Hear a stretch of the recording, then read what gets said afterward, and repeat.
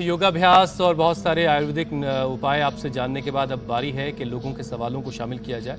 बहुत सारे लोग इंतज़ार में हैं कि उनका नाम लिया जाएगा और फिर आप उनका नाम लेकर उनके समस्या का हल बताएंगे। पहला सवाल हमने अमन का लिया है।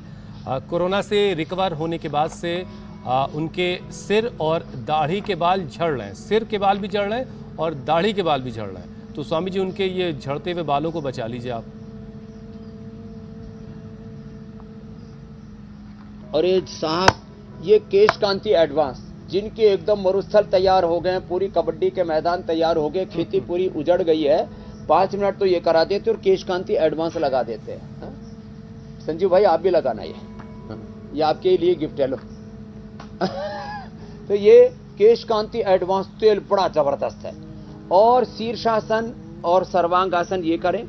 और बालों को धोने में थोड़े दिन केमिकल का इस्तेमाल ना करें, सप्ताह में एक बार धोना भी है शैम्पू, तो केश कांति शैम्पू ही लगाना, नहीं तो छाछ, मुल्तानी मिट्टी, एलोवेरा और नीम के पत्ते, नहीं तो ऐसे आंवला, रीठा, सिकाकाई, कोई भी नेचुरल चीजों से बाल धोएं। शीर्षासन या सर्वांगासन ये अभ्यास कर लें, बाल पूरे एकदम फर्स्ट क्लास हो जाते हैं साहब। और हरी सब्जियां ज्यादा खाएं, सुबह उठ करके आंवला, एलोवेरा, गिलोय, बस 3 चीजों का जूस पी ले और मस्त रहा करें, मुस्कुराते रहें। और स्वामी जी, खास तौर से बड़े बड़े समाधान हो जाते हैं, नहीं तो बहुत लोग परेशान रहते हैं मेरे भाई। एक बार आप एक दिन जिक्र भी कर रहे थे कि बालों के भी झड़ने का एक तरह का मौसम आता है साल भर में कभी न कभी, लेकिन बारिश के मौसम में अक्सर हम देखते हैं कि बाल बहुत ज्यादा झड़ते हैं। पतझड़। जी जी, तो बारिश के मौसम में बालों की झड़ने की वजह क्या होती है ज्यादा, और फिर कैसे इसको बचाया जाए?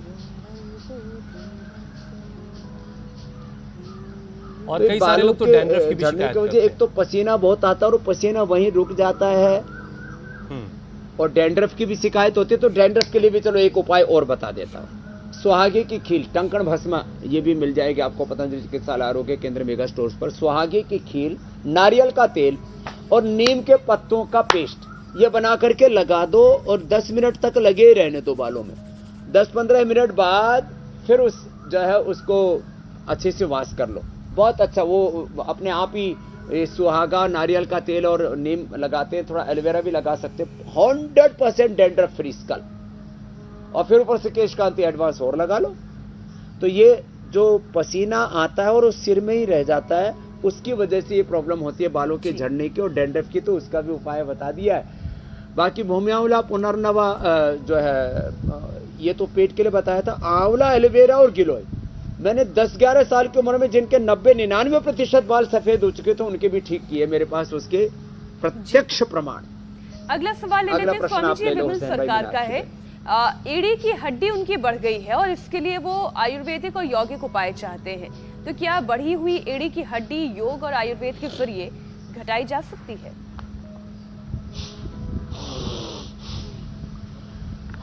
बढ़ी हुई एड़ी अच्छी हो जाती है, ये पक्की बात है एकदम, चाहे ये किसी की भी बढ़ी हुई हो, सरकार से लेकर के हमारे किसी की भी, विमल की, कमल की, अमल की, अविचल की, सबकी ठीक हो जाएगी। ऐसे आगे पीछे 100 बार ऐसे गोल गोल घुमाया ऐसे। और बढ़ी हुई हड्डी के लिए यहाँ सींगे लगवा देते हैं, ये श्रृंगी चिकित्सा। 10 साल का दर्द 10 मिनट में दूर हो जाता है, चाहे एड़ी का दर्द हो, चाहे एड़ी बढ़ी हुई हो, चाहे घुटने का दर्द हो, चाहे कमर का दर्द हो, चाहे कंधे का दर्द हो, चाहे टेनिस एल्बो हो, चाहे किसी को वर्टिगो की प्रॉब्लम हो, सर्वाइकल स्पॉन्डिलाइटिस, सेरेब्रिस, शैटिका, एंकोलॉजिंग स्पॉन्डिलाइटिस हो, तो श्रृंगी चिकित्सा तो अप्रतिम है। ये तो पतंजलि वेलनेस में आना पड़ेगा। बाकी तो हल्दी, मेथी, सौंठ, मीठी सुरंजान और अश्वगंधा का प्रयोग कर ले, अथवा एलोवेरा ही ले ले। एलोवेरा, गिलोय, निर्गुंडी, पारिजात और सहजना, इनका ये पीड़ानील पेय बताते हैं। तो पीड़ानील खाली पेट और खाने के बाद ऑर्थोग्रेट, ये छोटे छोटे उपाय हैं। पीड़ानील स्प्रे भी लगाते हैं, पीड़ानील ऑइंटमेंट भी लगाते हैं, पीड़ांतक तेल, पीड़ांतक ऑइंटमेंट, ये सब इतने उपाय हमने बताए हुए। उसके बाद कोई दर्द रह ही नहीं सकता, न तन में दर्द, मन के भी बहुत से दर्द है, बहुत, वो भी सब योग से दूर हो जाते हैं। मन के पार चला जाता, अमन हो जाता है, अमन हो जाता है मन के पार। ठीक है स्वामी जी, अगला सवाल तीर्थ का है। उनकी माता जी हैं 40 साल की और वो रोज़ाना एक्सरसाइज करती हैं, फिर भी सर्वाइकल पेन और हाथ का दर्द उनका खत्म नहीं हो रहा है। रोजाना वो योगाभ्यास करती हैं। तो स्वामी जी, उनके लिए कौन सा योग उनके लिए है जिससे उनको राहत तो मिले देखो, सर्वाइकल से और हाथों के दर्द से? तीर्थ की माँ के लिए एक तो शुरू में जो हमने बताया था, ये गोमुखासन और उष्ट्रासन। उष्ट्रासन करो महात्मा। उष्ट्रासन और ये मकरासन, भुजंगासन, सलभासन, धनुरासन और मरकटासन, ये इतने अभ्यास कर ले तीर्थ की अम्मा जी। और त्रयोदशांग गुग्गुल, अश्वशिला, योगराज या महायोगराज गुग्गुल खाने के बाद, पीड़ानील खाली पेट, और ये अंदर जो पूरा सर्वाइकल स्पॉन्डिलाइटिस पेन से लेकर के और कमर दर्द तक जो भी दर्द है ना, सब में ना ओमेगा बहुत अच्छा काम करता है। तो न्यूट्रिला ओमेगा या सिबकथोन ले ले ऐसे। और भुजंगासन ये तो बता चुका हूं मैं पहले, फिर ये मरकटासन भी साथ में कर ले। तो तीर्थ की माँ के साथ साथ ये कमर का दर्द तो कॉमन है, करीब 25 से 50 करोड़ लोगों को थोड़ा बहुत कमर में दर्द रहता ही है। तो ये अभ्यास कर लेंगे तो कमर में दर्द कतई नहीं रहेगा। ये तीर्थ की माँ से लेकर के सब, ये अर्धपवन मुक्तासन, ये ऐसे, ये सेतुबंधासन या कटियुत्तानासन ऐसे ही कर लेते हैं। इससे पूरा कमर दर्द अच्छा हो जाता है मेरे भाई हुसैन जी। अगला सवाल स्वामी जी प्रमोदिनी का है। प्रमोदिनी एलर्जी की वजह से बड़ी परेशान है। वो कहती हैं कि उनकी सांसें फूलने लगती है और हाई बीपी की भी प्रॉब्लम है। तो हाई बीपी होना और एलर्जी से सांसें फूलने लगना, इसके लिए उपचार बताएं।